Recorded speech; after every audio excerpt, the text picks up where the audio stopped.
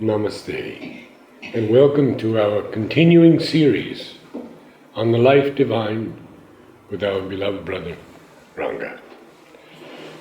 Today we continue in mind and supermind.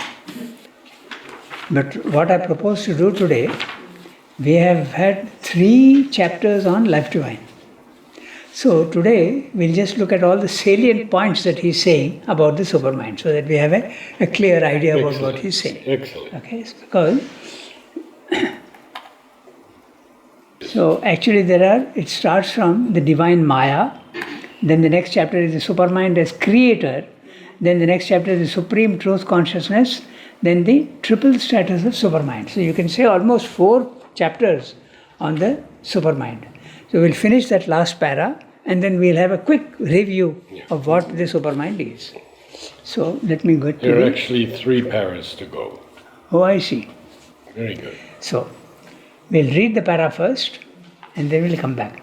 And also, Narada suggested that we go a little slow because sometimes we are not discussing too much. It's not always possible to discuss too much because if he is dealing with one subject, sometimes it goes on to 3 paras. So only 1 para if you read, you may not get the whole thing. But we'll go as far as possible in a systematic manner, sentence by sentence. So I'm reading this sentence first, this phrase, the para. It's a very long one. Okay. It is only when the veil is rent and the divided mind overpowered, silent and passive to the supramental action, that mind itself gets back to the truth of things. There we find a luminous mentality, reflective, obedient, and instrumental to the divine real idea. There we perceive what the world really is.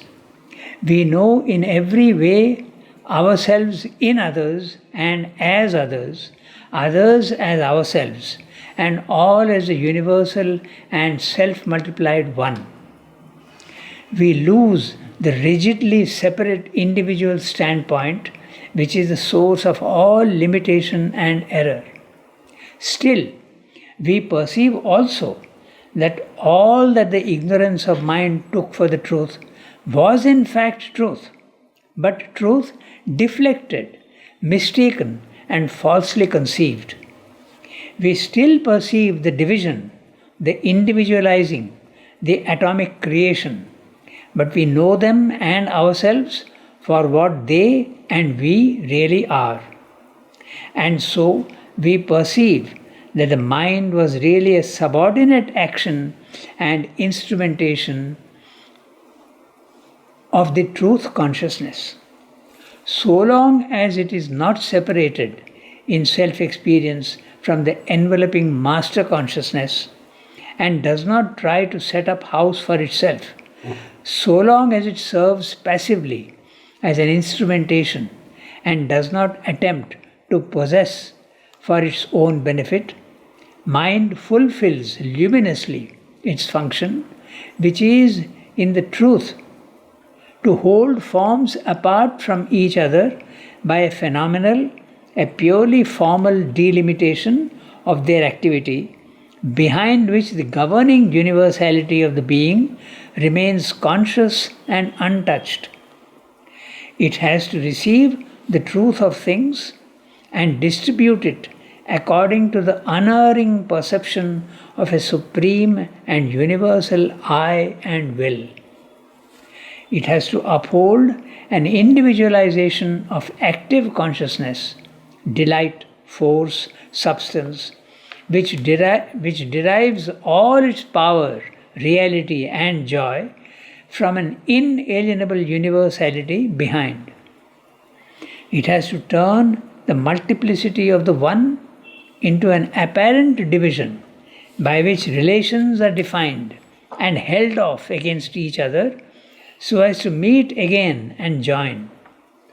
It has to establish the delight of separation and contact in the midst of an eternal unity and intermissence. It has to enable the one to behave as if he were an individual dealing with other individuals, but always in his own unity. And this is what the world really is. The mind is the final operation of the apprehending truth consciousness which makes all this possible. And what we call the ignorance does not create a new thing, an absolute falsehood, but only misrepresents the truth. The ignorance is the mind separated in knowledge from its source of knowledge and giving a false rigidity and a mistaken appearance of opposition and conflict to the harmonious play of the Supreme Truth in its universal manifestation. The chapter is the mind and supermind, and he is pointing out the differences between the two and when the two can join. So he's talking about the veil is rent. So we go sentence by sentence. It's actually very positive, isn't it? Yes. So positive. So mind has a place. Very much. And it's not above. No. Now he's speaking of on this plane. Yes, yes. And when the veil is rent, it becomes subject to the influence of the supermind. In fact, everything has a place. Each thing that is there in creation has a very positive function at its own level. When you go to the next level, then you see the imperfections and the shortcomings of the lower one. But while you are in that lower level of consciousness, it has its purpose and its raison d'être. So may I ask about fleas and cockroaches? Yes, absolutely. Their purpose?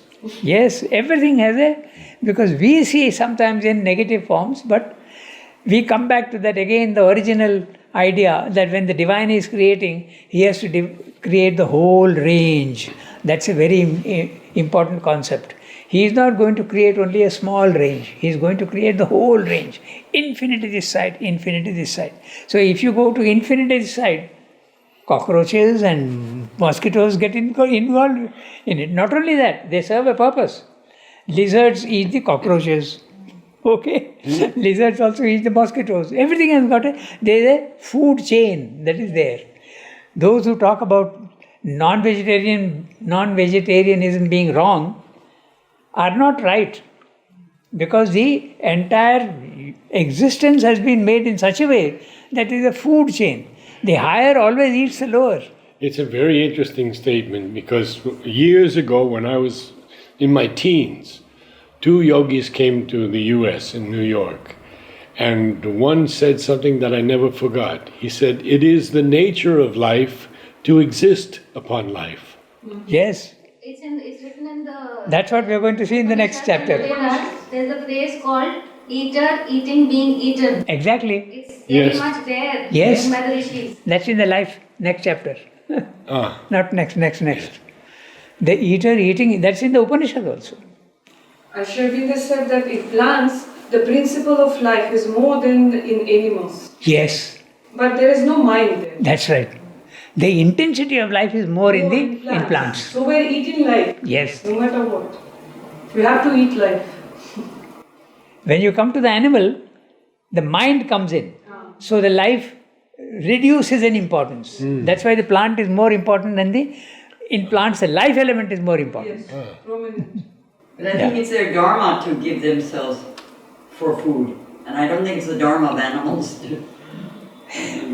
So, well, that's an interesting statement, she says. She feels it's the dharma of the plant to give itself.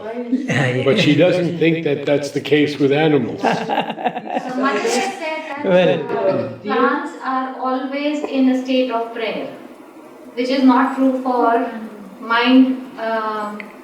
Keep the jivas with mind. So yeah. But we also have the example of Mother talking about the snake and the rabbit in the cage. And the rabbit gives itself to the snake. Yes. And the tiger and the deer. Exactly. This poem, Sri Aurobindo. And what tiger will eat if the deer, he will stop eating. No, but I don't think the deer gives itself. It is Mother said powered. No, you read Sri poem, The Tiger and the Deer. She says when the tiger catches, it feels the joy and gives it. Yes, she said that. I don't think, not with the deer anyway. You read There's Sri one poem, The Tiger and the I will Deer. like this. I think you're familiar with that, Nara, isn't it? That poem? This question Sri Aurobindo has dealt with in the Essays on the Gita also on 3 chapters. The necessity of war and this, the Yes. violence that you see, there is a purpose to it. Not only that, in the Katha Upanishad, it goes so far as to say that men, heroes, are nothing but the food of the gods. And death is the masala, what you call the seasoning. Death is the seasoning. It goes that far. So we see death and destruction in a wrong way, but there's nothing. There's constant construction and constant destruction. The two always go together. But you know, with Sri Aurobindo, he always says the opposite is also true. Yes. Always true. There's this beautiful poem by him, The Tiger and the Deer, in which in the end he says that a time will come when the tiger will not eat the deer or something like that. The deer will roam free. Yeah. The Christian idea of the lion laying down with the lamb. Yes. Well, we have a lot to go in this paragraph. Yeah, a big para. More than a page. So, it is only when the veil is rent and the divided mind overpowered, silent and passive to the supramental action, that mind itself gets back to the truth of things.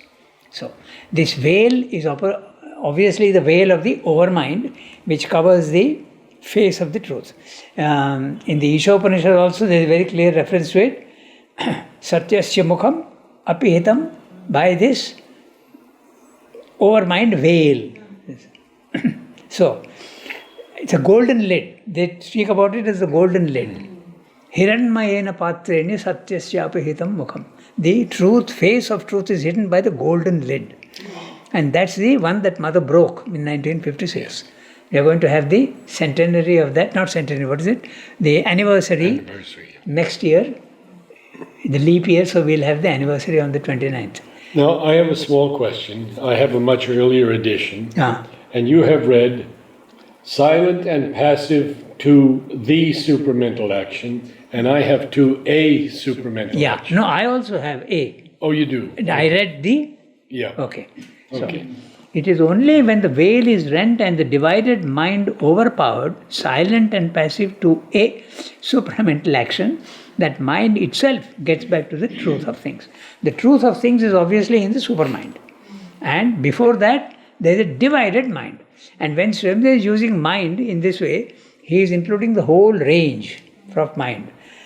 The upper layers of mind are higher mind, illumined mind, intuitive mind, and overmind.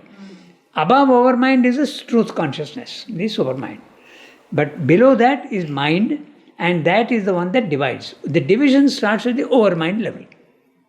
And that is where the veil is there. And that veil, if it is rent, then you can have a glimpse of the supermind. And he has truth, cap T. Yes, the truth of things. That's why it's the supermind. He is referring to the supermind. In fact, the supermind, he uses 3-4 words. One is the truth consciousness. Another is the gnosis, Gnosis. So when he is speaking of that, he is meaning always the supramental consciousness. He doesn't like the word supermind because you can mistake it for something which is above the mind. But it's not something above the mind, it's very much above the mind. Nor is it the highest. The supermind is something in between.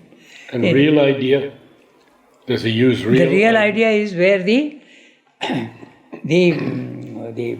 plan of everything that is going to be created is there. That's a real idea. You can call it the blueprint if you want.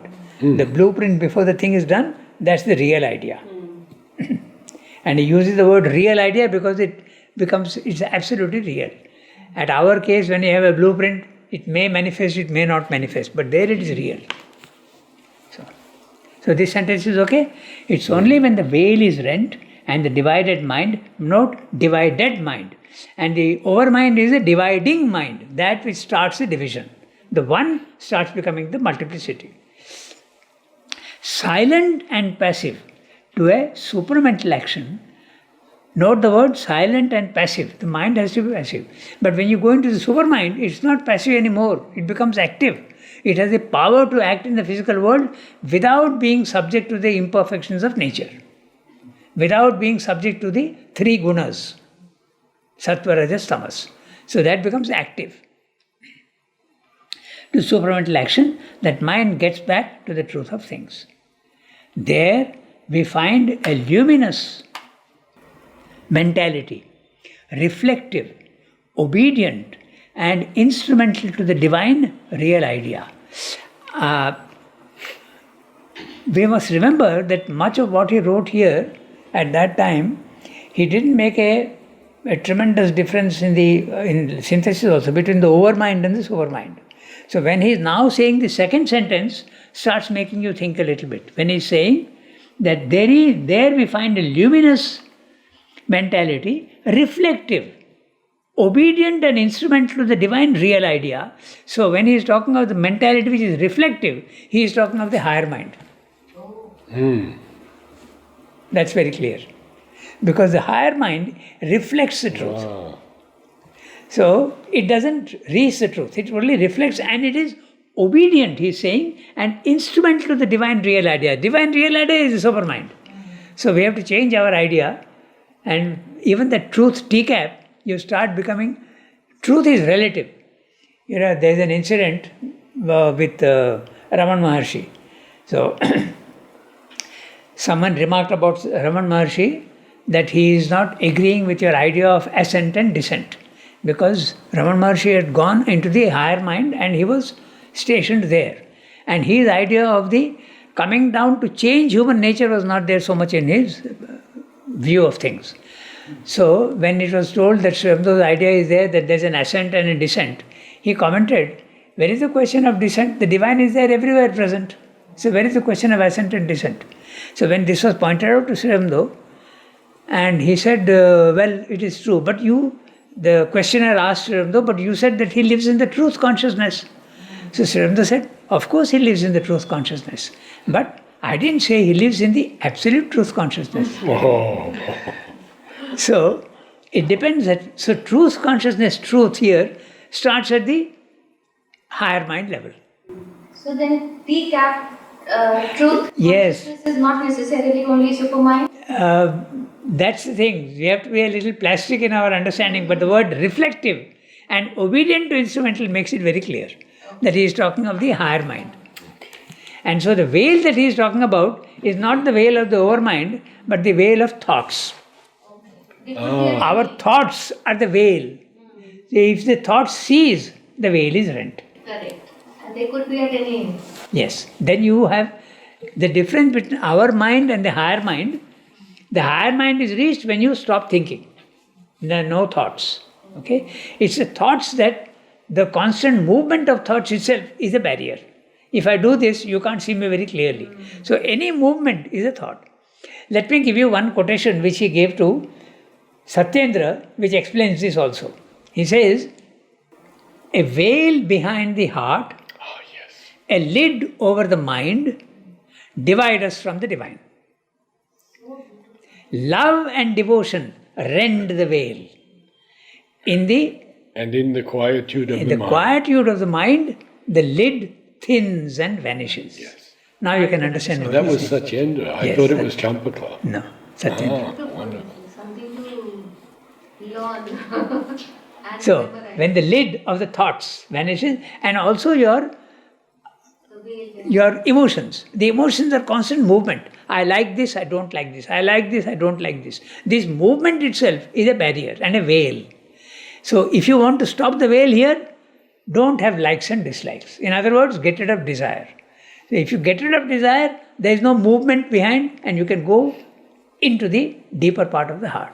Same thing with the mind. The mind is constantly moving. Stop moving. There is no veil then. So no thoughts, no desire. No thoughts and no veil. So you can go. And the difference between the normal mind and the higher mind, Sri Aurobindo says the normal mind is like a candlelit room. You have to struggle to see things. We have to struggle even to see Sri Aurobindo's. Yes. We have to understand. When you have a mathematical problem, you have to struggle. So it's like a candlelit room. But when you go into the higher mind, when the thoughts are stopped, it becomes like broad daylight. You don't have to struggle. You have to just see. Sight replaces thought. Could this luminous mentality refer to the illumined mind? Not illumined mind necessarily, but even higher mind. Illumined mind, of course, is illumined, but the light comes there like broad daylight, that is also light. So now it is clear what he's saying. When he's talking of the veil, he's talking of the veil of thoughts. He is not talking of the overmind. Because instrumental to the divine real idea is the supermind. Yes. So when you stop the thinking, your mind goes up and now you can receive the supramental influence. So he's talking at that level. Okay? So we go to the next sentence. There we perceive what the world really is. We know in every way ourselves in others and as others as ourselves, and all as the universal and self-multiplied one. So in the mind, you see division, multiplicity. As soon as your thought cease, you start seeing the oneness of things. So the oneness of things, he is pointing out in this way, we know in every way ourselves in others. So we find that everybody else is part of me. And others also, and as others, they are included in me and I am also included in them. The other one, others as ourselves, and all as a universal and self-multiplied one. It is one seeming to be many. So that's what you start seeing when you go into the higher mind level. Stop thinking, this is what you will see. Okay? We go to the next. And interesting, he's saying the universal and the self-multiplied one. It's oneness only, but it is multiplied itself. Okay. We lose that the rigidly separate individual standpoint, which is the source of all limitation and error. This is very clear. So long as you are in the normal mind and you are seeing multiplicity and you are not seeing the oneness of things, you are in ignorance. That's what he's saying. So the moment you stop your thinking, you start seeing the oneness, knowledge has begun to manifest in you, yet you are only seeing a reflection of the truth and not the truth itself. The truth itself, you have to go even higher up. That's why in our scriptures also, they speak of the mind as a mirror. The higher mind is a mirror which reflects the truth. It's just you're not seeing the truth itself, but you are seeing the image of the truth. Then, we lose that rigidly separate individual standpoint, which is the source of all limitation and error. Still, we perceive also that all that the ignorance of mind took for the truth was in fact truth, but truth deflected, mistaken, and falsely conceived. This is what he's saying is, when you go to the higher mind, sometimes you see the world as illusion. It is not an illusion. So they're saying it's not an illusion, but it's like I'm looking at myself in a distorted mirror. So the distorted image that I'm seeing is not false, but it is changed. It has become distorted. So what I am seeing is real, but distorted image. Real, but distorted. Yes. Distorted because I am not seeing the oneness. I am seeing you as only separate, whereas you are all one with everybody else. That I am not seeing.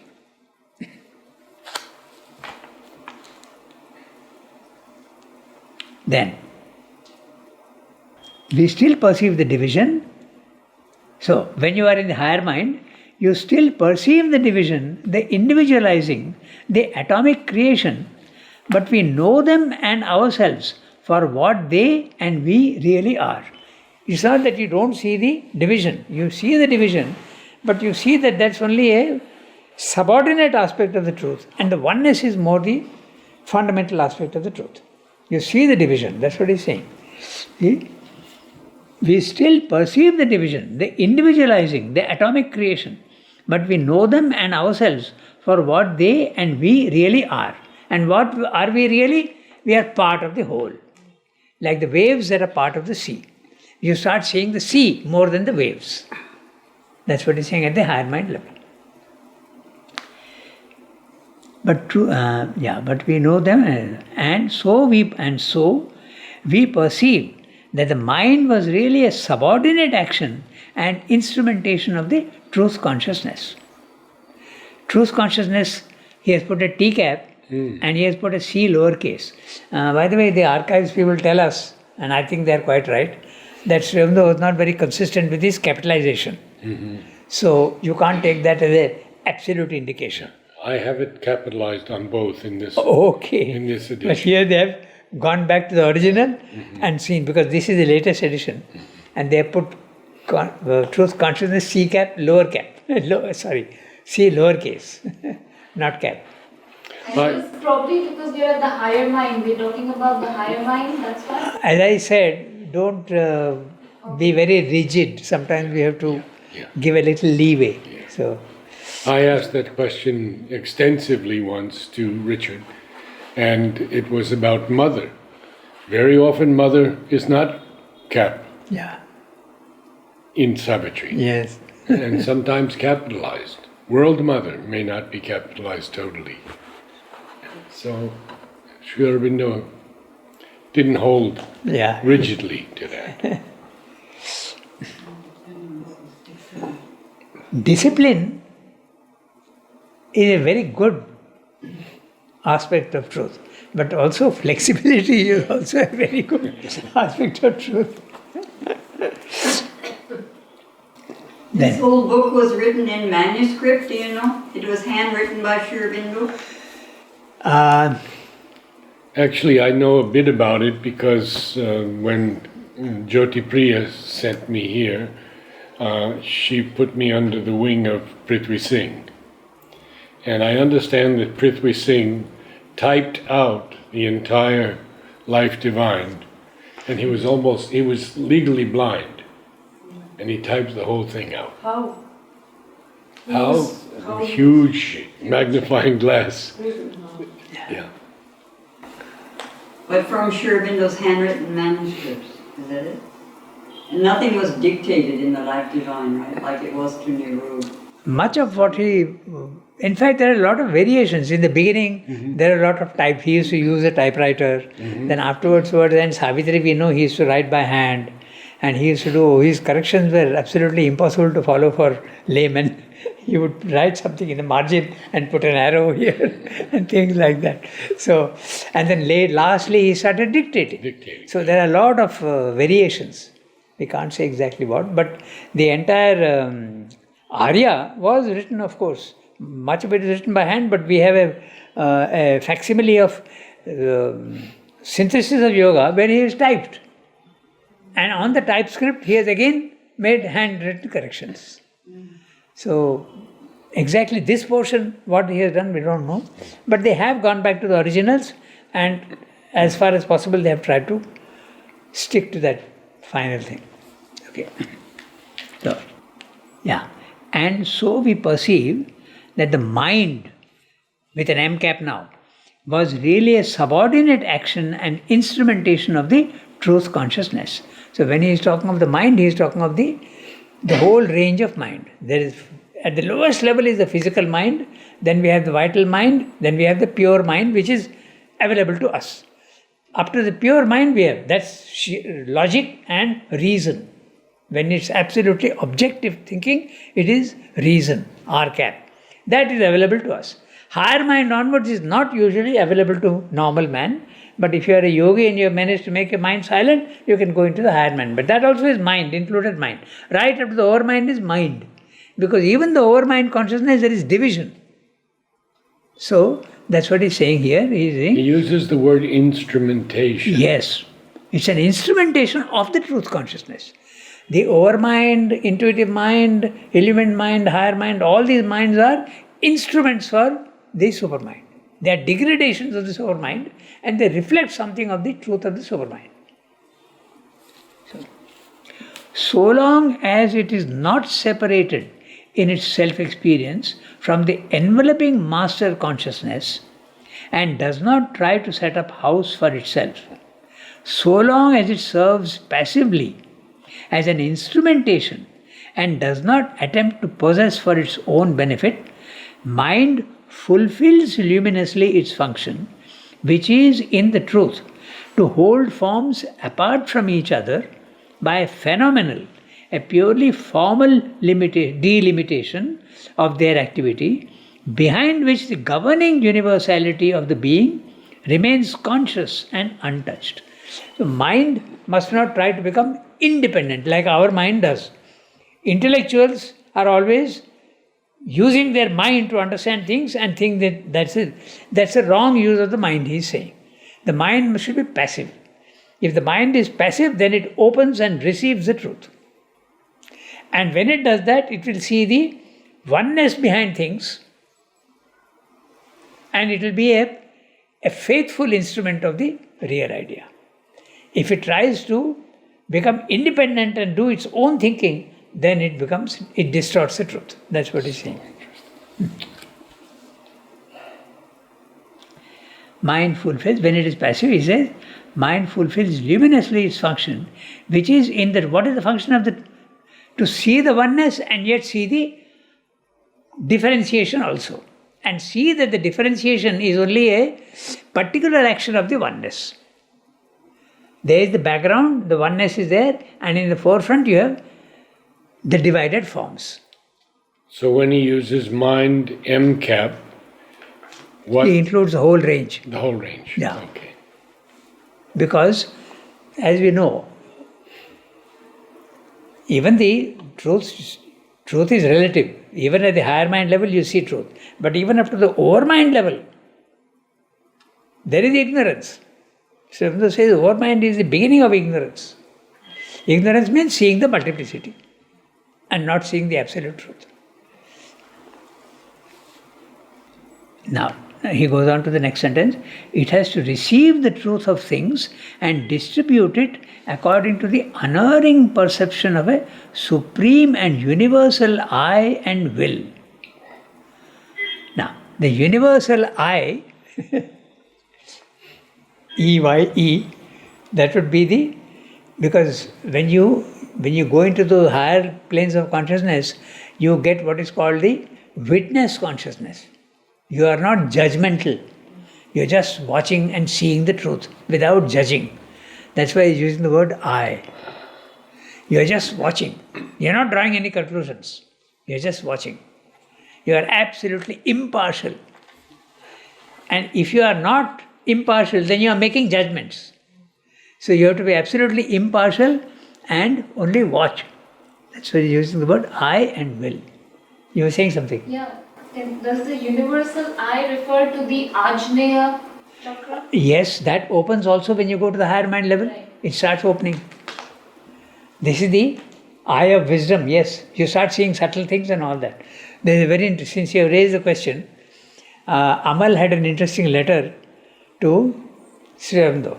And he says that I was meditating and suddenly I could see in those days we had annas and pies. Now we have naya paisas, but in those days we used to have annas. Have you seen? Yes. You remember? Yes. Because you came in the 60s, early 60s.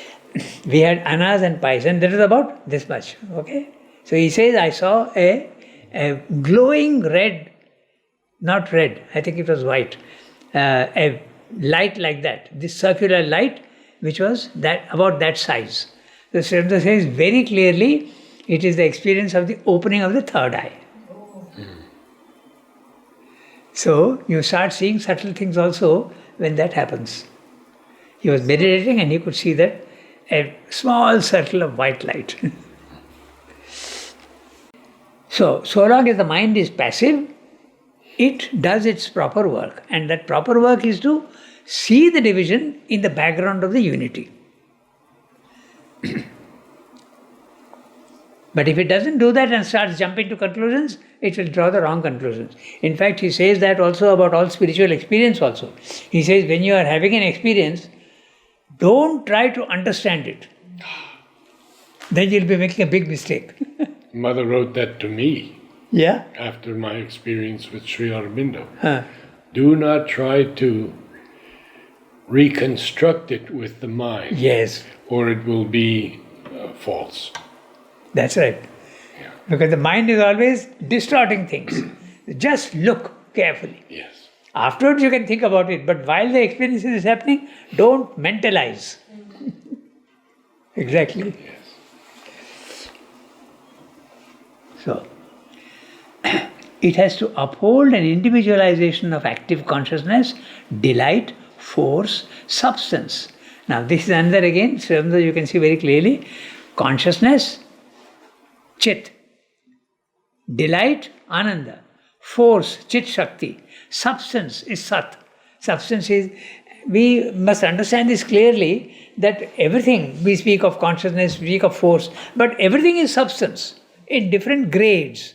Matter is the most solid grade of, most dense grade of substance. But even consciousness is a substance. All these are substances. They become subtler and subtler and subtler and subtler. But everything is substance. You will see constantly, so here he has very clearly used the word substance. But often he doesn't use the word substance. He uses the word existence. But you have to understand existence to be substance. So, again he is referring back to Satchidananda. See, he is talking of consciousness, delight, force, substance, which derives all its power, reality and joy from an inalienable universality behind. So everything that the multiplicity is having, all of us also have consciousness, power, a little bit of power we have. We also have ananda. But all this is deriving from the background which is absolutely the truth consciousness. From that oneness it's coming into us and we are getting a little bit of it. A little bit of consciousness, a little bit of ananda and a little bit of power also. It has to turn the multiplicity of the one into an apparent division by which relations are defined and held off against each other so as to meet again and join. So the function of the mind is to make practical the oneness into a multiplicity, and again when it rises upwards, it becomes again, you start seeing the oneness. One becomes the many, and the many start going up again, becoming the one. That's what he's saying. For all practical purposes, if you don't see multiplicity, there won't be existence. There will be only one blank oneness. So, the manifestation implies multiplicity. The world implies multiplicity.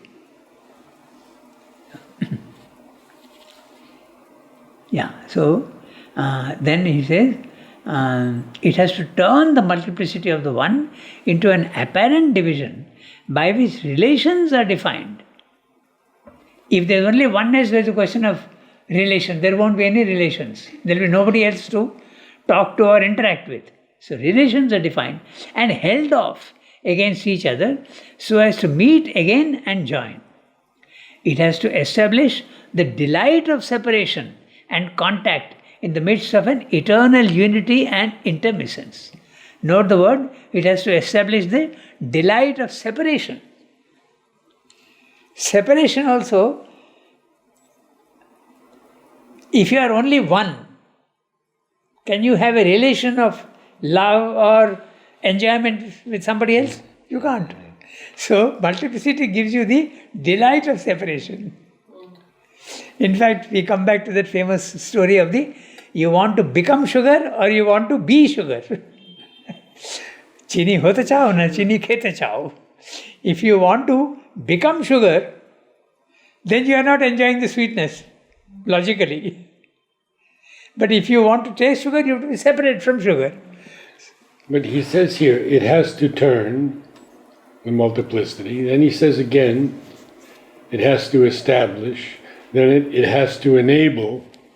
So the mind has to do all of these things. Yes, by going up, by progressing. Yes. Because all these are minds. Higher mind, human mind, lower mind, all these are the mind. So it has to do that. It has to enable the one to behave as if he, with an H cap, were an individual dealing with other individuals, but always in his own unity. And this is what the world really is. So, the divine is creating multiplicity, but he is not creating multiplicity outside himself. He is creating it within himself. So, the one in the many in the one, we come back to that famous formula again. When you are in that consciousness, you see everybody within yourself, and you see yourself in everybody else also. The apprehending consciousness and the comprehending consciousness. So, it has to enable the one to behave as if he were an individual dealing with other individuals, but always in his own unity. And this is what the world really is. The mind is the final operation of the apprehending truth consciousness, which makes all this possible. And what we call the ignorance does not create a new thing, an absolute falsehood, but only misrepresents the truth. He is going back, he is answering the Mayavada theory, that when you make a mind silent, sometimes you do see the physical world as an illusion. You see that they are only outermost forms without any substance or without any reality. But it's not really like that. If from another angle, if you see, when you are in the cosmic consciousness, you don't see the physical world as unreal. You can see. Then we come back to a little bit of philosophy. When you make your mind silent and go to the self is the featureless consciousness of oneness and static condition. When you go there, two things are possible. You can see the physical world as unreal. You see them as only images on a screen, just like the cinema.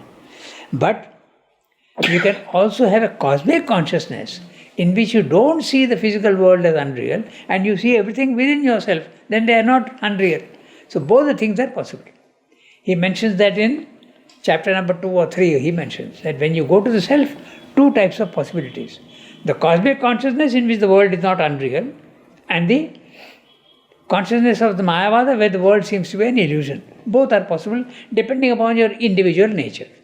So is it the immobile Brahman and the mobile? Pardon? The immobile Brahman, and that is the Mayavadins. Yes. And the other is the mobile, the cosmic. Yes. Mutable and immutable. Yes, you can say that.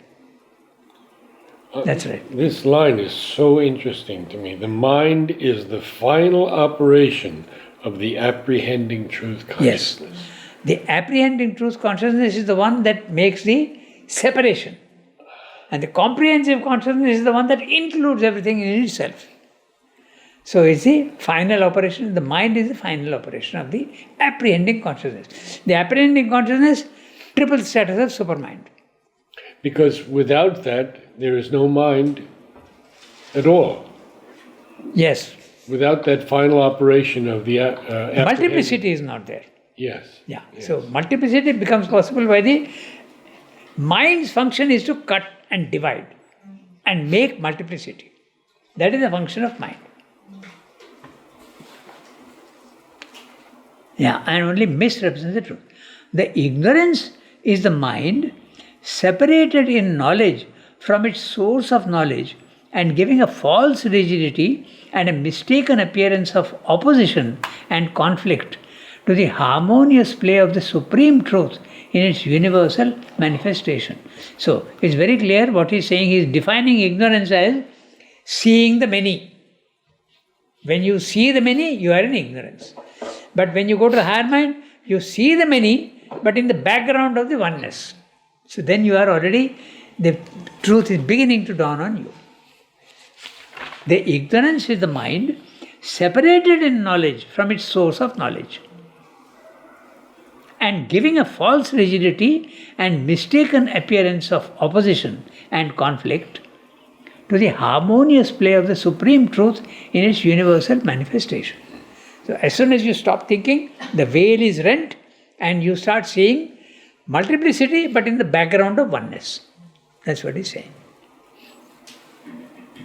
The next sentence, the next para is not very big, we'll read it today. The fundamental error of the mind is then this fall from self-knowledge by which the individual soul conceives of its individuality as a separate fact instead of as a form of oneness, and makes itself the center of its own universe instead of knowing itself as one concentration of the universal. From that original error, all its particular ignorances and limitations are contingent results.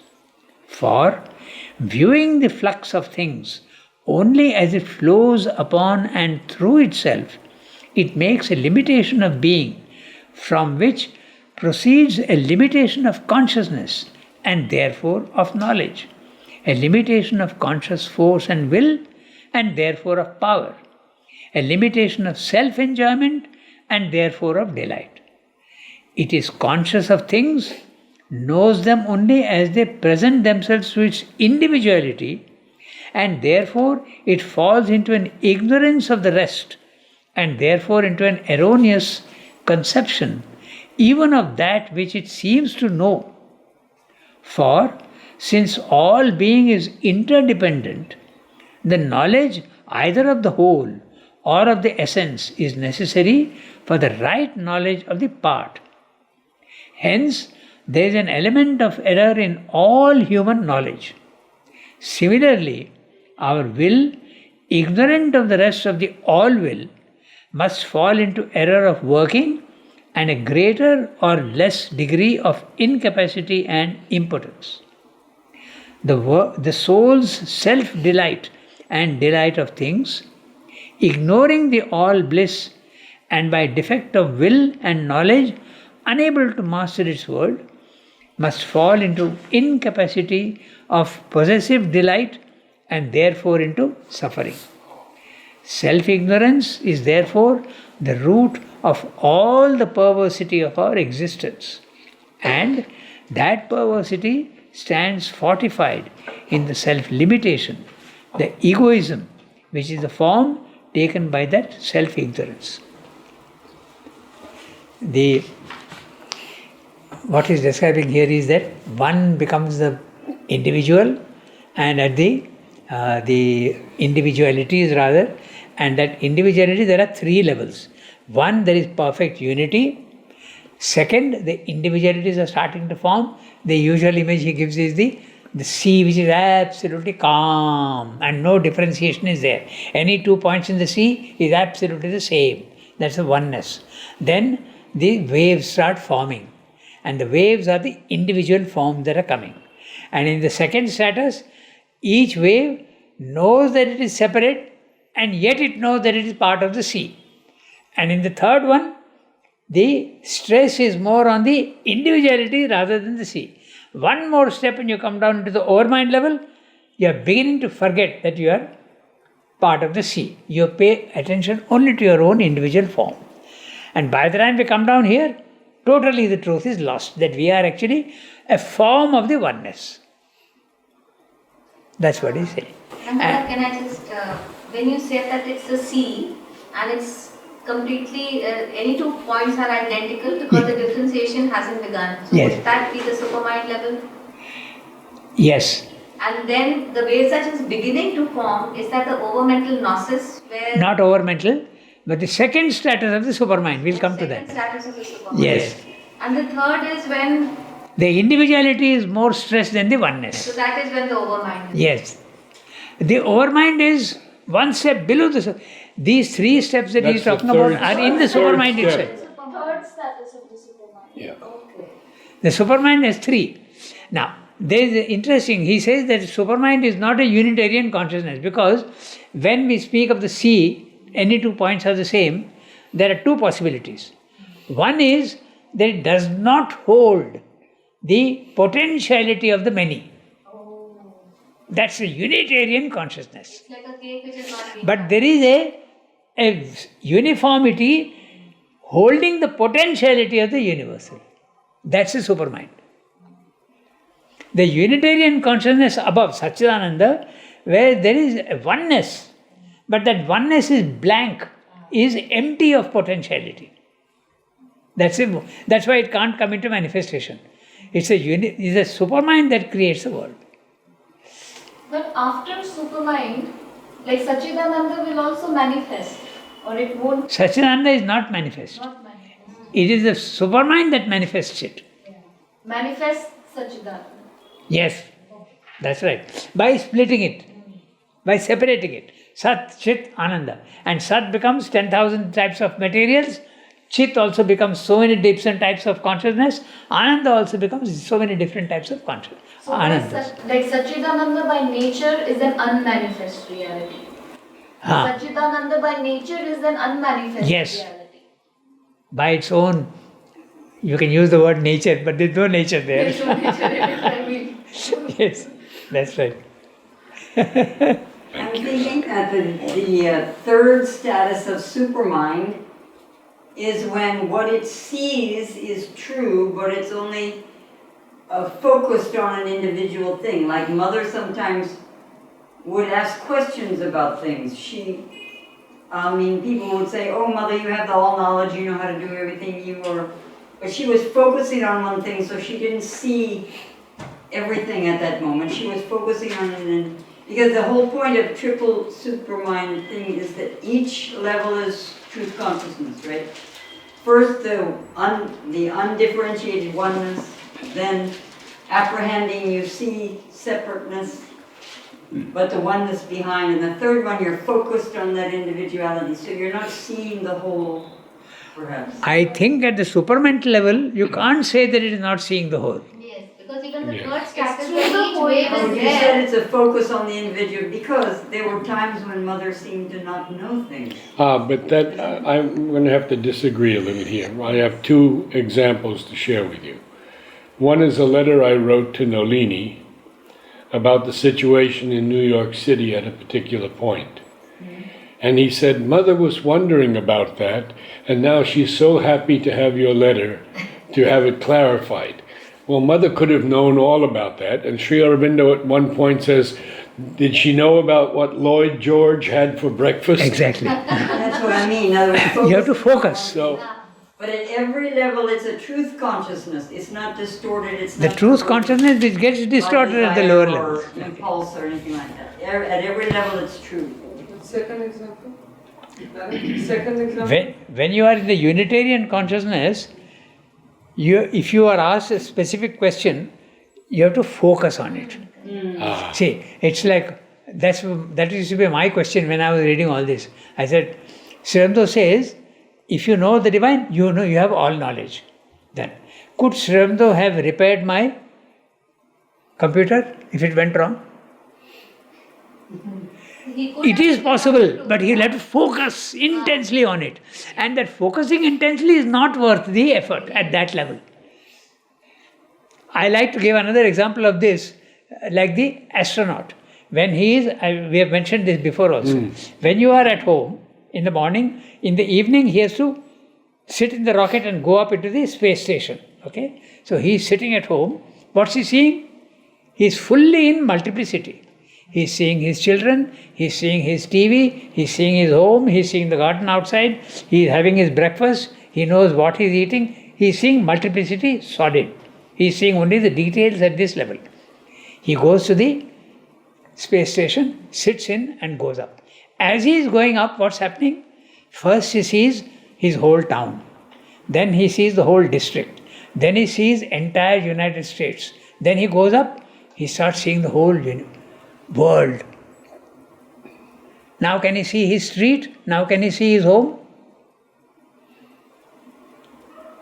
So there is a difference between the seeing of the oneness and seeing of the multiplicity, two different types of seeings. But if you are at that level, when you are at the lower level, you have to make a huge effort to see the oneness. But when you are in the consciousness of the oneness, you can focus, you have the capacity to focus and see the truth. And also there is a physical seeing, and because you are at that level, then you have a spiritual side. Yes. By which you can do anything. Yes. But you don't have to do it. You don't have to, exactly. It's not important enough. Now, for instance, as I told you, could mother have told me what's wrong with my computer and do it? But she will have to tell me where to look. Look there, you will find the defect. Then the one who knows the details will be able to repair it. And Sri Aurobindo, in the midst of all that he was doing, Mother asked him to cure the cat who was bitten by the scorpion. So he cures it. Yeah, you remember that incident? Very interesting. Yeah. That cat was bitten by the scorpion, and his eyes were going hazy, and mother said he's going to die. Brought him to Sri Aurobindo and put him, Kiki can't die. and in no time at all, it got up and started walking. Mother even speaks of flowers, faded flowers, Yeah. in the presence of Sri Aurobindo, they became fresh again. Okay, we stop here today. Thank you, Ranga. A very enlightening evening. Thank you. Namaste.